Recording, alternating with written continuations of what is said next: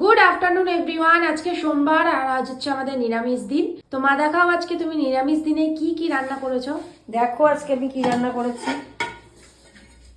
ভাত,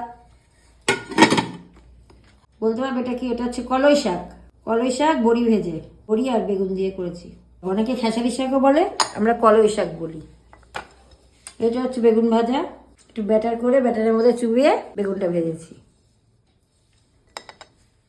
এটা হচ্ছে ফুলকপি আলু দিয়ে পনিরের কোপ্তা। আজকে আমি অন্যদিন এমনি পোস্ত টোস্ত দিয়ে করি, আজকে আমি কপি দিয়ে করেছি, কপি আলু দিয়ে করেছি। এই দেখো বল, পনিরটাকে গ্রেট করেছি, গ্রেট করে তারপরে সমস্ত মশলা দিয়ে পনিরটাকে মাখা হয়েছে, তারপরে গোল করে তারপরে তেলে ভাজছি। জিরা, আদা, ঘি, গরম মশলা সব দিয়ে এটাকে রসে রসে করে করেছি। মানে টেনে যাবে, পনিরের কোপ্তায় টেনে যায় ঝোল। ঠিক আছে, এটা হচ্ছে ডাল, মসুর ডাল টমেটো দিয়ে আর তেঁতুল দিয়ে, টমেটো আর তেঁতুল। আর এটা হচ্ছে বাবার জন্য বাঁধা রয়েছে। তো আজকে আমাদের সোমবারের মেনু এটাই।